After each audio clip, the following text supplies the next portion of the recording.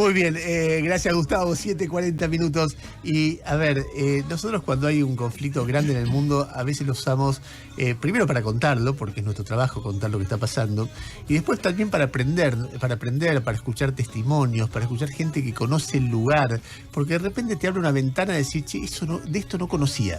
Y lo digo no solamente para nuestros oyentes, para nosotros mismos. De repente cuando fue el conflicto de Medio Oriente, no sé, sacar a un soldado israelí, sacar a una militante palestina desde el lugar, y así en cada uno de los episodios políticos que conmueven al mundo o a una parte del mundo. Ignacio Utin o Utin, él en todo caso me va a corregir, es un periodista argentino que además conoce mucho Ucrania y que hizo un libro contando la guerra civil que hubo en Ucrania en el 2014, que empezó en el 2014, entre un grupo de gente un sector de la población ucraniana que decía, nosotros somos rusos y queremos que Ucrania pertenezca a Rusia, o al menos que nuestro sector de Ucrania se separe del resto de Ucrania, el sector más rico de Ucrania, y nada, se anexe a Rusia, no tenemos nada que ver con Ucrania. Y entonces esa situación, casi como sin llegar a lo que llegó en Ucrania, casi como lo que pasó en Cataluña con el resto de España, que decía, nosotros no queremos ir, no tenemos nada que ver con esto, y bueno, nada, hubo el tironeo y no llegó a mayores. En Ucrania sí llegó a mayores y ahí estaba Ignacio. Ignacio, buen día. Ernesto Tenemos te saluda. ¿Cómo te va? ¿Qué tal, Ernesto? Buen día. A ver, contanos como si fuera un café lo que vos viviste en Ucrania, cómo es Ucrania, sensaciones, recuerdos, imágenes. En principio, Ucrania es un país evidentemente partido. Es muy obvia esa división, porque el oeste del país es una región donde se habla ucraniano, donde suelen ser fieles de la Iglesia Ortodoxa Ucraniana, que es una zona sobre todo agrícola, mientras que el este del país es una zona donde se habla ruso, donde hay una mayor industrialización, donde suelen ser fieles de la Iglesia Ortodoxa rusa y no ucraniana, que tiene sus diferencias más allá del liderazgo. Y esas diferencias, esta polarización de identidades entre este y oeste, es histórica, es cultural, es lingüística, es económica, es comercial. Todo eso se ve muy claramente en los mapas de elecciones desde la independencia hasta el inicio de la guerra. El este vota una cosa, el oeste vota otra. Y es realmente muy evidente. Te invito a googlear algunos mapas de elecciones para ver esa partición entre este y oeste. ¿Qué votan unos y otros? El este suele votar a sectores más prorrusos. En su momento solían votar al Partido Comunista, pero el Partido Comunista perdió mucho apoyo. Y el oeste es mucho más entre pro-occidental, que sería la respuesta rápida. El oeste se quiere acercar a la Unión Europea y a la OTAN y el este no. Pero lo cierto es que en el este también hay una enorme presencia del ultranacionalismo. Incluso hay grupos neonazis, por ejemplo, hay grupos armados neonazis que se conformaron y tomaron fuerza a partir del inicio de la guerra en el 2014. Y esto, por supuesto, tiene razones históricas. Estos grupos ultranacionalistas que son tan fuertes hoy por hoy, también se basan en grupos ultranacionalistas armados que luchaban en contra de la Unión Soviética a favor de la independencia de Ucrania durante la Segunda Guerra Mundial. O sea, como peleaban en contra de la Unión Soviética, se terminaron aliando a los nazis. Vos sabés que lo que vos contás es un poco, cuando vos contaste, yo recién contaba lo que pasaba entre Cataluña y España, o lo que uno podía contar en su momento, que si vos contabas cómo era Yugoslavia cuando estaba junto, bueno, por un lado estaban los serbios y por otro los croatas, y estaba totalmente dividido, claramente, bueno, finalmente armaron dos países, uno está en la OTAN, que es Croacia, y otro no, que es Serbia, por ejemplo, porque era más cercano a ruso, también religiosa, por religión, por historia, por idioma, por etcétera. Y entonces da la impresión de que uno cuando mira Europa, ve una Europa que tiene, no sé, límites nacionales que no coinciden exactamente con las identidades, y dentro de esos límites nacionales hay gente que se odia entre sí, básicamente, ¿no? Absolutamente, y es más particular en el caso de Yugoslavia, como decías vos, o en el caso de la ex Unión Soviética, porque como tanto Yugoslavia como la Unión Soviética eran federaciones de distintas repúblicas multinacionales, lo que se hacía era reprimir los nacionalismos, por un lado, para evitar que hubiera secesiones, que hubiera declaraciones de independencia, que hubiera levantamientos.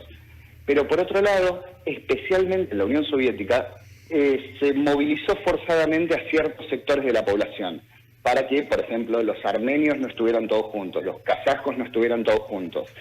Toda esta mixtura étnica no tenía mayores problemas durante la Unión Soviética porque eran parte del mismo país.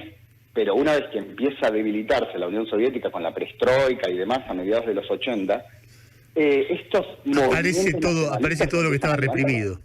Exactamente. Decime, y por ejemplo, los que son de un lado o del otro de Ucrania, por ejemplo, ¿se casan entre sí? ¿Son amigos? ¿Son vecinos? ¿Existe el vínculo humano de la convivencia cotidiana o están completamente divididos y un ruso ucraniano no conoce ni habla con un ucraniano ucraniano? Existía una convivencia pacífica, normal dentro de todo, sin mayores problemas, obviamente con disputas políticas y discusiones y demás, pero nada demasiado importante hasta el inicio de la guerra del 2014. Hoy por hoy, desde que inició la guerra, desde que el Estado empezó a considerar, el Estado ucraniano empezó a considerar a los rusos como enemigos y a los rusos como enemigos, esas relaciones son mucho más difíciles.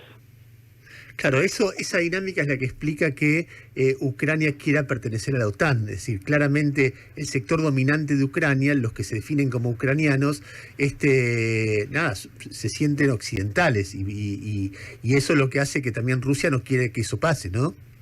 Claro, para Rusia perder Ucrania solía ser no solo de las mayores repúblicas socialistas soviéticas, sino de las más desarrolladas. Y además un punto fundamental es la ubicación geográfica de Ucrania. Ucrania está entre Rusia y lo que hoy es Europa Occidental. En ese momento seguía siendo parte del Pacto de Varsovia, países como Bulgaria, como Checoslovaquia, por ejemplo, pero hoy por hoy ese escenario ha cambiado. Ucrania entonces representa una frontera para Rusia, el lugar que la OTAN no debería cruzar, de la misma forma que lo representa Bielorrusia, país del que se ha hablado mucho en el último año y pico, y también lo representa Georgia. Georgia en el Cáucaso tiene una historia muy similar a Ucrania y está en una situación muy similar a Ucrania.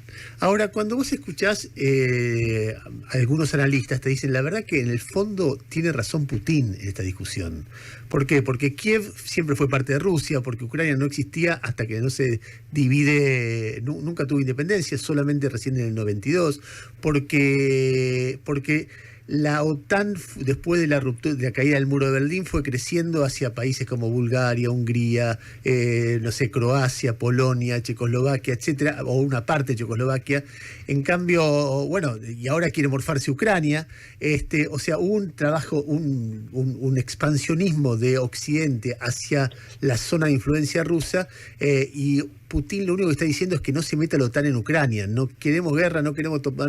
Entonces, todo escala a partir de que la OTAN quiere, o que Ucrania quiere hacia la OTAN. ¿No tiene razón Putin en este caso de que es un movimiento defensivo el que toma y no agresivo? Tiene cierta razón, obviamente no tiene el 100% de razón ni está cerca de tenerlo, pero tiene cierta razón. Y en ese sentido es importante mirar a Venezuela o Nicaragua o incluso Cuba. Desde el año 2008, Rusia viene haciendo ejercicios militares y viene acercándose militar y política y comercialmente a estos tres países, a Venezuela, Nicaragua y a Cuba. Incluso la semana pasada se empezó a hablar de la posibilidad de que Rusia instalara bases militares en Venezuela.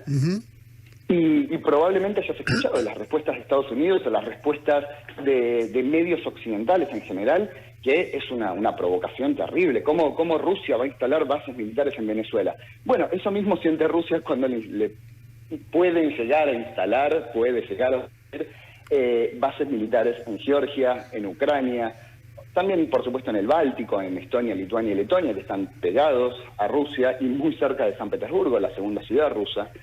Entonces hay un argumento, y hay un argumento porque Estados Unidos usa el mismo argumento, de los dos lados se usa el mismo argumento, entonces es difícil no darle la razón a Putin en ese punto. ¿Para vos termina en guerra esto? En principio Ucrania ya está en guerra, Ucrania está en guerra hace 8 años, eso no hay que olvidarlo nunca, y Rusia para el Estado ucraniano ya invadió Ucrania en el año 2014 y anexó la península de Crimea y tomó el este del país, esta región conocida como Donbass, la cuenca del río Donetsk. Pero ¿qué puede pasar a partir de ahora? Esa es la pregunta clave. Yo creo que en principio las soluciones diplomáticas van a llegar. Creo que nadie quiere una guerra abierta entre Rusia y la OTAN, porque Rusia tiene el principal arsenal nuclear del planeta y la OTAN es la principal alianza militar del planeta, entonces me parece muy poco probable. Ahora, la guerra del 2014 empezó cuando un hombre que se llama Igor Girkin, que no tenía mayor relación con el Estado ruso, tomó las armas, llevó a un grupo de personas y tomó una ciudad. Entonces, ¿quién dice que no pueda volver a ocurrir algo muy parecido?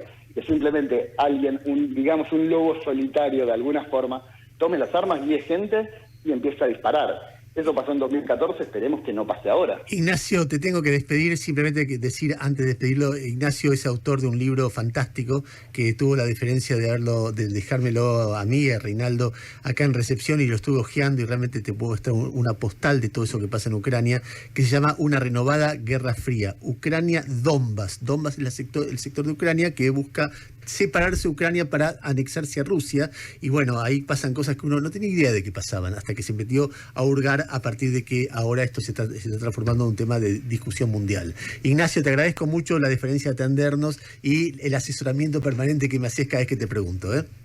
Un placer, Ernesto, que tengas buen día.